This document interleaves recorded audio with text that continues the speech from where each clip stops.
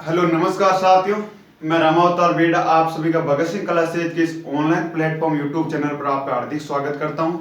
आपसे किए गए वादे के मुताबिक आज हम शुरू करने जा रहे हैं रीट लेवल 2 के सब्जेक्ट साइंस का फर्स्ट क्लास शुरू करने जा रहे हैं। तो अब की बार रीट के पार, अब की बार अपना सिलेक्शन कोई नहीं रोक सकता। तैयारी करते हैं शुरू।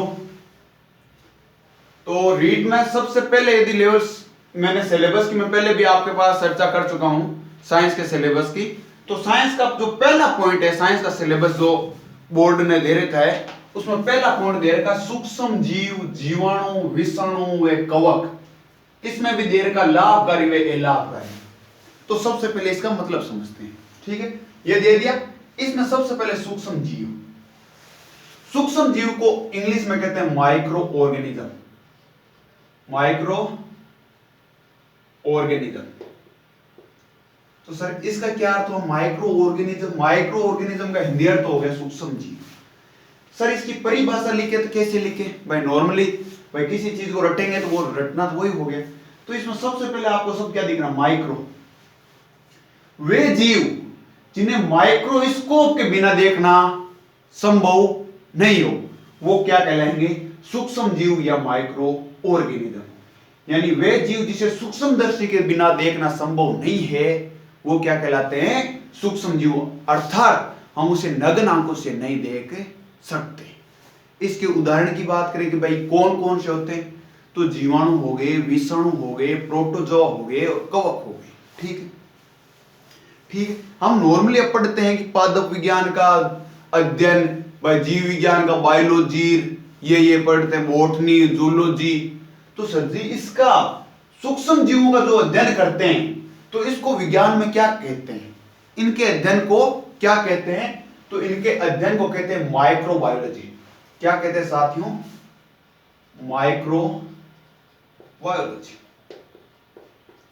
इस चीज का ध्यान रखना है। यहां से माइक्रोबायोलॉजी सबसे इंपॉर्टेंट हो जाता है। अभी तक का सूक्ष्मदर्शी के बारे में नहीं पूछा जाता है, सूक्ष्म जीव कौन से होते हैं इनके बारे में कोई ज्यादा नहीं पूछा जाता है, लेकिन यह पूछा जा सकता है कि सूक्ष्म जीवों के अध्ययन को क्या कहा जाता है?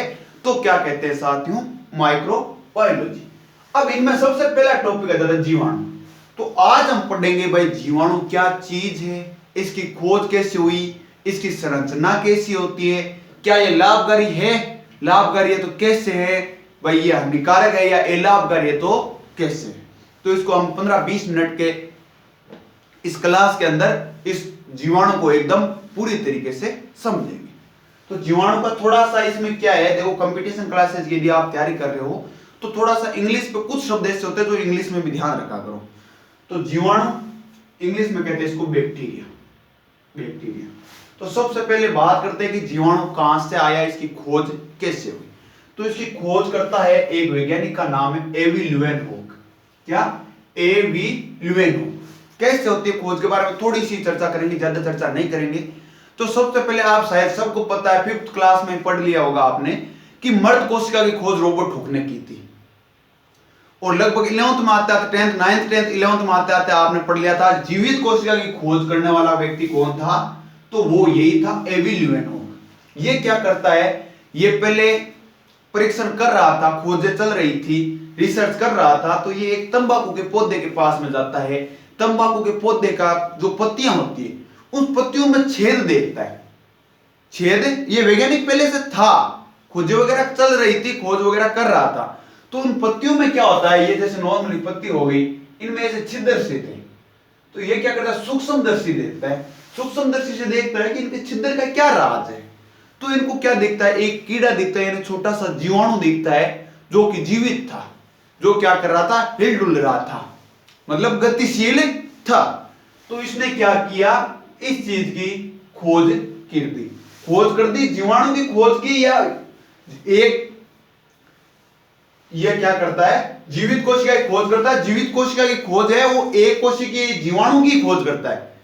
वो कोशिका जीवित कोशिका अपने आप हो गई, इसने खोज जीवाणु की थी, खोज जीवाणु की थी, लेकिन वो दोनों की एक साथ हो गई। जीवित कोशिका की भी हो गई और जीवाणु की भी हो गई। अब जीवाणु की आप कहोगे सर जीवाणु की कैसे होगी? जीवित कोशिका में और जीवाणु में तो रात दिन का फर्क है। तो जीवाणु क्या होता है? एक कोशिकीय जीव होता है। क्या होता है साथियों, एक कोशिकीय जीव होता है जीवाणु। और ये जो पत्तियों पर मिला था, तंबाकू के पत्तियों पर, ये भी था एक कोशिकीय जीव। मतलब एक कोशिकीय मतलब जीवाणु भी खोज कर रहा है, तो वो गति तो कर रहा है, ये तो कंफर्म है। तो ये गति कर रहा है और एक कोशिकीय जीव है, तो इसने क्या किया, जीवाणु को खोजा और फिर उस पर परीक्षण किया, तो उसमें कोशिका भी मिली। तो इसने क्या कह दिया, ल्यूवेनहोक को कह दिया कि जीवित कोशिका खोज करने वाला व्यक्ति कौन हो गया, एवी ल्यूवेनहोक हो गया। और जीवाणु की खोज भी यही कर रहा है, इस चीज का ध्यान रखना है। तंबाकू की पत्ती से करता है ये खोज। जीवाणु के बारे में यदि थोड़ी सी और चर्चा करें तो ये एक कोशिकीय जीव है। क्या है, एक कोशिका वाला जीव है। इसको इससे ज्यादा मैं कहूं तो इसको कहते हैं प्रोकैरियोटिक जीव। क्या कहते हैं साथियों, प्रोकैरियोटिक जीव। दोनों में से कोई आ जाए तो ये अपने को कंफ्यूज नहीं होना है, चाहे एक कोशिकीय जीव आ जाए चाहे प्रोकैरियोटिक आ जाए, अपने को कंफ्यूज नहीं होना है। तो एक कोशिकीय या प्रोकैरियोटिक जीव है। मतलब कुल मिलाकर ये कहना चाहता है कि जीवाणु में केवल एक ही कोशिका होती है, केवल एक ही कोशिका होती है। जैसे मनुष्य शरीर है या जीव जंतु, अदर जीव जंतु है, उनमें वो बहु कोशिकीय होते हैं, उनमें एक से अधिक कोशिकाएं होती है। लेकिन जीवाणु में क्या होते हैं, केवल एक कोशिका होती है। इस कारण से एक कोशिकीय जीव या प्रोकैरियोटिक जीव कहते हैं। फिर बात करेंगे, सर आप कह रहे थे इनको सूक्ष्म दृष्टि से देखा जाता तो इनकी साइज कितनी पाई गई। भाई कुछ ना कुछ तो इनकी साइज रही होगी, तो इनकी साइज पाएगी 3 से 5 माइक्रो है। यहां पे स्टार लगा लेना, एक देखो जहां पे स्टार लगा रहा हूं वहां से क्वेश्चन बन सकता है। एवी ल्यूवेनहोक पे लगा लेना, साइज 3 से 5 माइक्रोन। एक कोशिकीय जीव आपको याद रह जाएगा, ज्यादा स्टार लगाने की जरूरत नहीं। साइज कितनी है, 3 से 5 माइक्रोन। जो इंपॉर्टेंट है मैंने वही लिया है, ज्यादा इधर उधर की बातें नहीं लिए, क्योंकि रीट नजदीक है। उम्मीद है कि जून जुलाई तक फर्स्ट पेपर कंडक्ट करवा दें, तो फर्स्ट पेपर करवा दें। उससे पहले हमारा मकसद उद्देश्य ये है कि मैथ और साइंस का कम से कम सिलेबस हम यहाँ पर ही कवर कर लें। और ज्यादा वैसे नहीं कि एक दिन में 2-2 3-3 घंटे पढ़कर नहीं, लगभग 20-25-30 मिनट मैक्सिमम एक दिन में पढ़कर कवर कर लें। तो इसलिए जो इंपॉर्टेंट चीजें वो केवल वो उठाएगी। इसकी साइज कितनी होगी, 3 से 5 माइक्रोन, ध्यान रखना।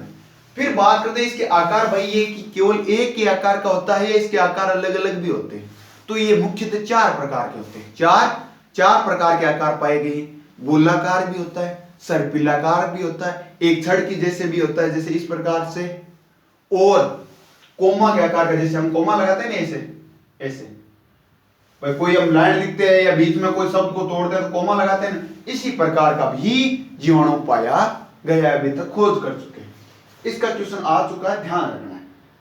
कैसे आता है, एग्जामिनर आजकल टैलेंटेड है, आप सबको पता है। आजकल एग्जाम करवा रहे हैं कोई सा भी बोर्ड, तो वो सिलेक्शन के लिए नहीं कर रहा है, वो रिजेक्शन के लिए। मतलब कुछ उनमें से भाई 10 लाख फॉर्म लग रहे हैं, उनमें से 10,000 को लेने हैं, तो वो 9,90,000 को तो रिजेक्ट ही कर रहे हैं। तो सिलेक्शन के लिए काम कर रहे हैं, वो तो रिजेक्ट करने के लिए कंडक्ट करवा रही है एग्जाम।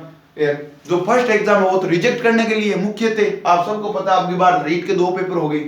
तो इसमें क्या होता है, एग्जामिनर थोड़ा सा टैलेंट घुसा देता है और इसमें ये क्या करता है, चारों दे देता है और चारों में क्या कर देता है, मिलान कीजिए।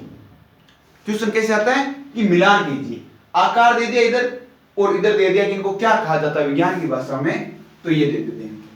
तो अपने को ध्यान रखना है, जैसे कुछ जीव होते हैं ऐसे गोल गोल आकृति के, उन्हें गोलाकार, वो उन्हें विज्ञान की भाषा में क्या कहते हैं, कोकस या कोकाई।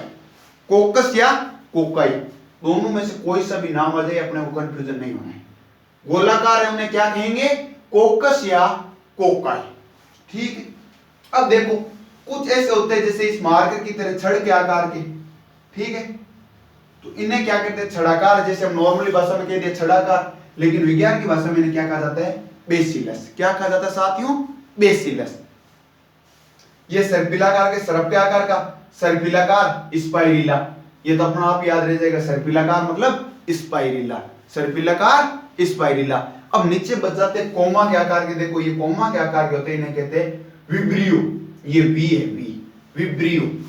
क्या साथियों, विब्रियो। तो एक बार के लिए थोड़ा सा मेरे साथ रिवाइज कीजिए।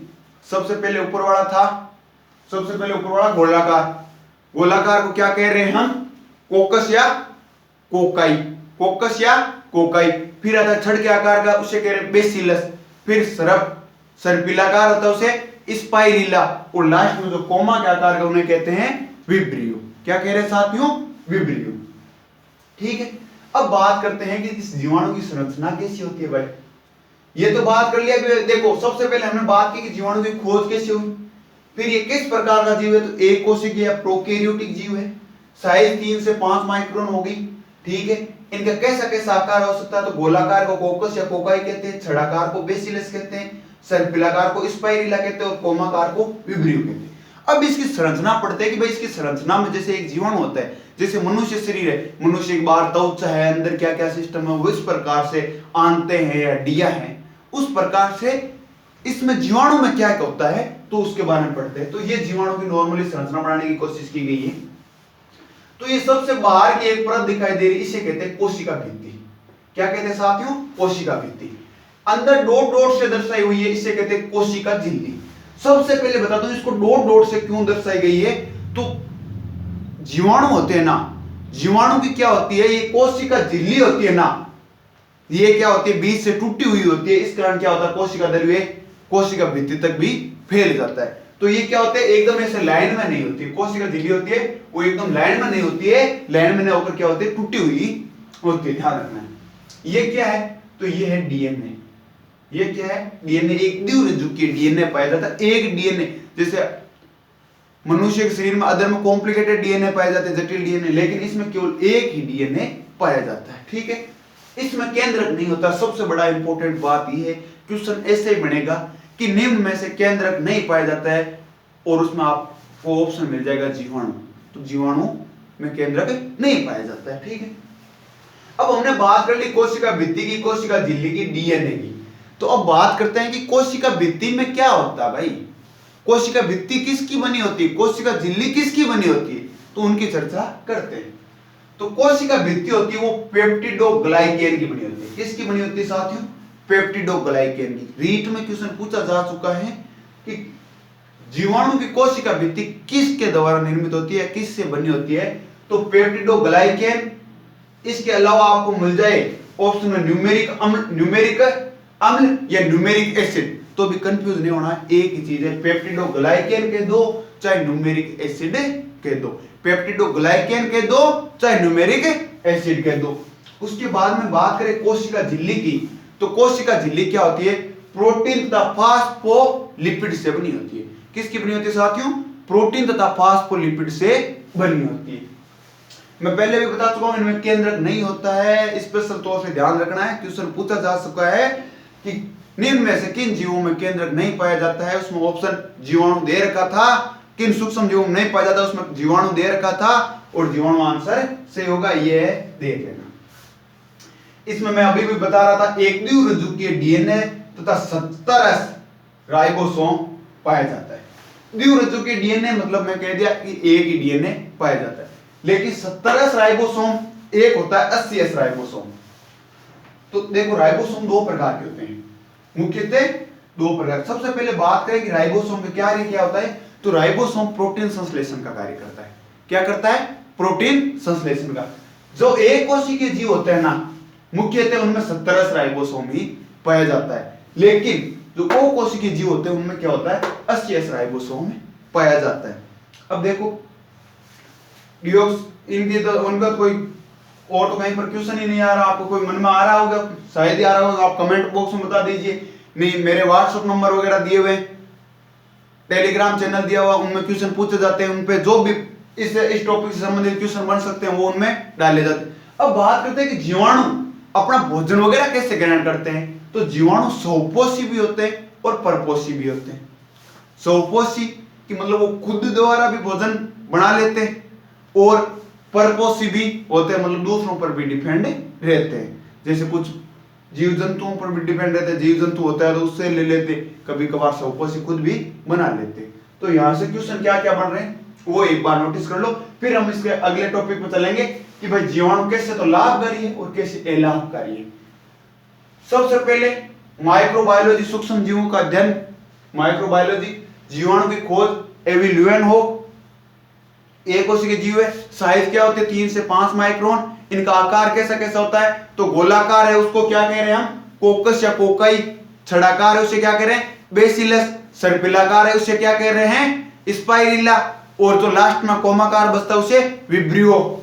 विब्रियो, यहां तो कोई प्रॉब्लम नहीं है। जीवाणु की संरचना कैसे होती है, तो बाहर की साइड कोशिका भित्ति होती है, उसके अंदर कोशिका झिल्ली होती है जो टूटी हुई होती है, उसके अंदर कोशिका द्रव्य होता है और सबसे अंदर डीएनए होता है। केंद्र किसमें नहीं होता, इस चीज का ध्यान रखना। कोशिका भित्ति किसकी बनाई होती है, तो पेप्टिडो ग्लाइकेन की बनी होती है। इसे और किस नाम से जाना जाता है, तो न्यूमेरिक अम्ल या न्यूमेरिक एसिड। उसके बाद बात करते हैं कोशिका झिल्ली की, तो कोशिका झिल्ली में प्रोटीन और फास्फोलिपिड से बनी होती है। केंद्रक अनुपस्थित है और इसमें एक द्विरुज्जुकीय डीएनए और 17 राइबोसोम पाया जाता है। तो आप स्क्रीनशॉट ले लीजिए इसका, लेना चाहो तो।